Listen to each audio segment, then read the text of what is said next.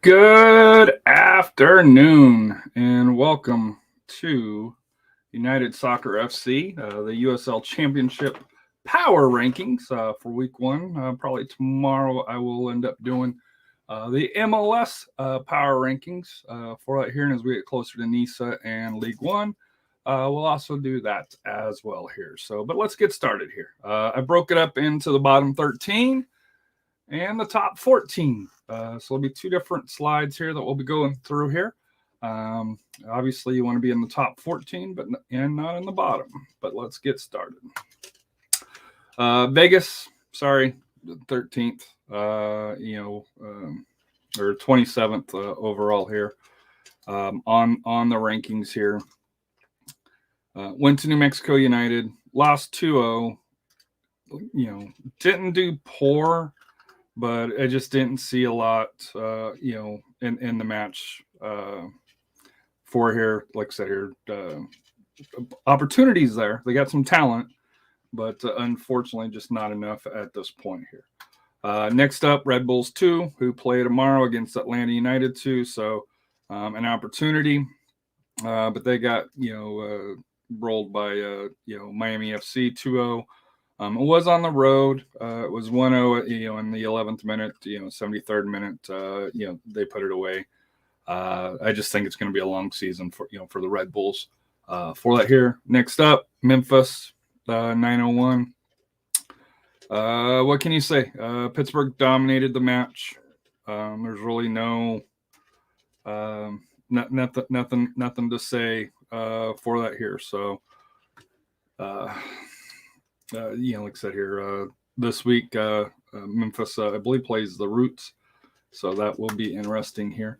Next up, Monterey Bay. I don't know who Monterey Bay pissed off, but your first game to be against Rising in Phoenix. Not fun, down 4-0 before the half ended. Did manage to come back to get a couple goals. That's why I moved them up a little bit. Looks like they're going to have some fight for them here. Number 23. Indy 11, opening match of USL Championship season, ended up losing 1-0 to Loudoun United. And really, when you look at the numbers, as we discussed on the results show, there's really not a lot positive coming out for Indy 11. So, unfortunately, at this point here, like I said here, 23, but like I said, it's week 1, still lots of work and lots of games to move back up. Atlanta United 2 was only 1-0 by the score, but if you actually look at the stats, Atlanta wasn't in that game, as close as the goal was. They do get the Red Bulls tomorrow, so let's see if one of these teams can move up. I think I predicted Atlanta United 2 to get the victory for that here, so got Atlanta 92 at 22. Number 21, Los Dos. Probably a little bit harsh for that here. I thought they should have walked away with the tie. Unfortunately, gave up a last-second goal right at the death. Ended up losing 2-1 to a very good San Diego Loyal team. So they get San Antonio next. So a way to jump back up for that here. Oakland Roots at 20 was a close game, 1-0 to RGV. Just like I said here, when you watch the game,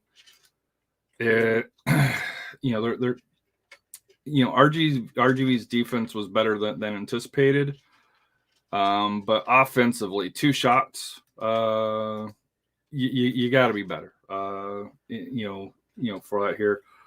A little bit, like I said here, he got down the goal, but I just don't think that the Roots, at least offensively, have the talent at this point. Now that could change. Loudoun United, I know you got the win. At the start of the season had you as one of the worst teams. You actually got an opportunity to go 2-0 if being honest here, because you play the Red Bulls on Saturday. They're coming off a short week for that here, so they could continue to kind of move up the chain there to see if they can. They've got talent, but as an MLS2 side here, sorry, I'm not starting you out very high for that here. Tulsa, like I said here, I got it at number 18 for that here. They ended up losing to the Battery, respectable on the road, 1-0. I really hate the phantom red card or second yellow card, which turned into a red card on Rodrigo da Costa. Would have loved to seen that game finish out, 11-11 for that here, but unfortunately, that's the way the ball bounces. 17 El Paso. If you would have listened to Seriously Loco podcast, you'd have thought that they won, but they didn't. They gave up some late goals, 2 of them, as a matter of fact. They had opportunities, but they didn't convert. And if you have opportunities and you're not converting, what does it matter? What does it matter? These 2 teams, 16 and 17, and even 18 with Tulsa and El Paso and the 16th team that I'll talk about here quickly, has the potential to move up. They're definitely downgraded because of the initial start for that here. I do expect them to be more in challenge for the playoff spots here. Detroit City, first match in USL Championship, lost 1-0 to San Antonio at Toyota Field. Pretty competitive match. Detroit City showed that it can hang for sure. Get Charleston Battery at home for that here. So we'll see how that home plays out here. But to me, a respectable 1-0 win. I thought about flipping. If I would listen to Seriously Loco before doing this, I probably would have had El Paso above Detroit City, but I didn't. So for that here, Hartford. You're in the bottom 13 right now at 15. You haven't played, so it's hard to penalize you too much. Like I said here, you got a brutal match to start out with against the Riverhounds in Pittsburgh at Highmark Stadium, where they've already played a game and looked very impressive. You beat them, like I said here, you'll definitely be moving to the other side. So looking at the top 14, I got Orange County, give them still a little bit of respect for that here. The defending champs did lose a tough one in Colorado Springs, which is a tough place to play. Was a solid match, for that here. Got a late goal to kind of bring it a little bit closer. Looking at it here, was really pushing towards the end. But that first half was all switchbacks, up until about the, let's see here, up until Colorado got that second goal, was about the 51st minute is when they got it, and about the, when they subbed in some players here that, around that 50 to 60 minute mark for that here. So Orange County's got RGV, so opportunity to get on the good side of that. Speaking of RGV, they got a win over Oakland Roots. Very defensive, but offensively they did all right. It wasn't the pretty game for that here, but it was a game that I think we're going to see a lot out of RGV. Listening to Down in the Valley for that here, they were a little bit impressed here. Frank Lopez goal in the 34th minute, and if you look at the first half, RGV really kind of controlled it, and then it was a kind of a 50-50 second half. But as we discussed with the Roots, they couldn't do anything offensively. So we'll see what Orange County and RGV gives us this week here. Number 12, Charleston Battery, got the 1-0 win over Tulsa. Got the benefit of the phantom red card, but had the lead by that point. So like I said here, solid club. Go to Detroit City, have an opportunity to take a big step this week here if they can get the win there. Loyal at 11, got the W. Very, very late. To me wasn't super impressive for it here. They were solid. It's first game, so still work to do. Controlled the match, for that here. So like I said here, the Loyal are. How do I say this without getting in trouble? Loyal are somewhat vanilla. You know what they're going to do. They're very good at it. They've got talent, but they're not the flashiest of teams, which is not a bad thing. Just that, to me, I would have liked them to have a little bit more convincing one to get started. San Antonio, kind of same thing as Loyal. I put them at 10. You could flip, San Diego, San Antonio, probably not a huge argument. Even Charleston, you could flip, any of these three here and probably not a huge argument. San Antonio got the W against Detroit City, a very solid team. Wasn't the best performance. San Antonio's dealing with some injuries, at this point here, especially offensively, which is where they struggled. The defense is strong.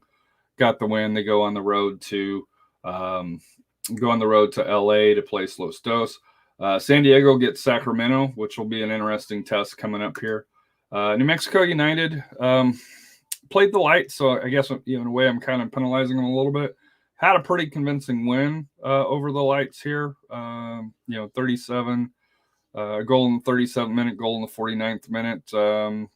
Just looking at it here, the Lights didn't really challenge, but you played the Lights, so it's really a hard thing to get. Plus, New Mexico United home opener, tough place to play. They get El Paso this week, so let's see what it is. If they can get the victory, that could definitely move them up the chart here for it here. I predicted a tie, however. Birmingham Legion, tough match. Went toe to toe with the Rowdies. Got the late winner in the 86 minutes off of a beautiful goal by Barnland. Goal in the 18th minute by Delgard, in the 34th minute. Beautiful game to watch. You can tell the talent's high on both sides. Enzo Martinez, I think, is going to be very interesting to watch when it comes to Birmingham Legion. Next up, Tampa Bay Rowdies. They didn't get the victory. They had it here. You got to have some concerns defensively. They lost Forster Lasso and then had an injury to one of the loanies that they brought in. Robert Coronado, I believe was his name, came in from Nashville. Solid road tie for that here. I expect them to move on up here, but it's hard to say. It's hard to move them up with other teams winning a little bit more convincing against quality opponents here. But I think keep giving them 7th here. I have them above 5 teams. That won for both Rowdies and Legion. I think it's a fair respect for both clubs on there. Number 6, the Miami FC. They play. It's one of those things. They played. The Red Bulls played their match, had a goal in the 11th minute, got the, one that pushed it away, the 73rd minute. When you look at the stats here, it was, they set back and defended.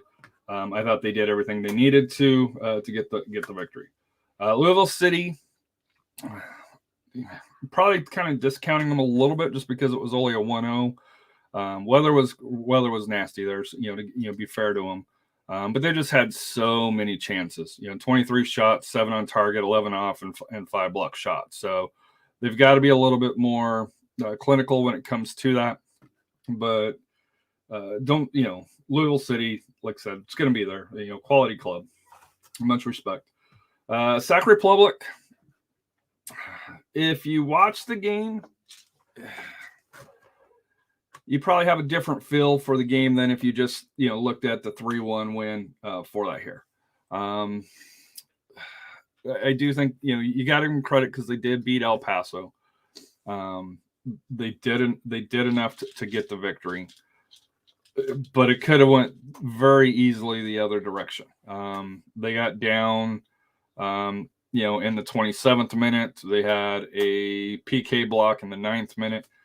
If both of those convert, you're down 2-0. We're having a different discussion.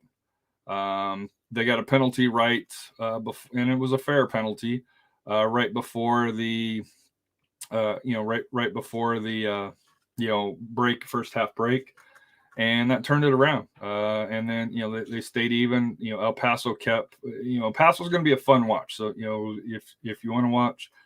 El Paso, they're going to play a pressing, attacking, counter style here. So they're I think are going to be a much watch to see here.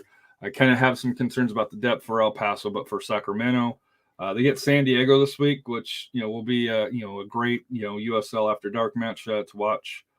for that here. Switchbacks at number 3. You beat the champs. You're up 2-0. You controlled, basically until you got that second goal, and then you kind of set back and just defended. It's, I don't know what else you can say. They get Monterey Bay this week, so they should be able to take care of business convincing on that here. Riverhounds, in my opinion, had the most convincing complete win, I guess I could say, because Phoenix also had a pretty convincing win. But Riverhounds, won 3-0 over Memphis on the road. They're the only team to win on the road, which says a lot for that about the depth. If you listen to Mongols, they're saying that they're not losing the rest of the year. For that, I think that's a little bit, homerish, but you got to give it to them. They performed well. They did benefit from a red card, or 2 yellows, a red card in the 34th minute. And then all of their goals came after that, 45th minute plus 3 with Dan Kelly, 64th, 76th minute here. But like I said here, they controlled the game. They were up a man, so, number 2 this week for that here. Top team, Phoenix Rising. This is the regular season. So this is what Rising does, is especially at Wild Horse Pass in Phoenix. They jump on people, and that's what they did. There's no way to sugarcoat this. 2nd, 27th, 34th, and 40th. Game was over. It was over at that point. They're and 4 different goal scorers as well. A tough match for Monterey Bay to come out on. They did try to make it a little bit more of a game, in the 77th and 87th minute getting goals. So that's, I can make an argument to put Pittsburgh number 1. But I just think, Rising is probably, not probably, is better than Riverhounds right now, and how they play, plus, with their pedigree. But, and that's where we're at. If you have any disagreements, say, hey, Harry, you're way off base, or, hey, Harry, you're disrespecting us, please let us know, or please let me know. Like I said here, Nicholas Murray put these out, and I would jump all over him. So I figured if he's going to do it, put a face to it, and that way we can kind of see how it rolls. But till next week, like I said here, for USL, that'll probably be it for this week here. We got the prediction and power rankings out. Tomorrow most likely be MLS power rankings. I don't know if I'm going to do a game by game, because I watch MLS, but I don't pay as much attention to MLS as to be able to predict games. But I may do it just to see, hey, as somebody that follows the league from distance, how close I can get. But want to thank everybody for tuning in from the comments. Like I said here, for the downloads, please like and subscribe for that here, and hope everybody has a wonderful evening. Thank you.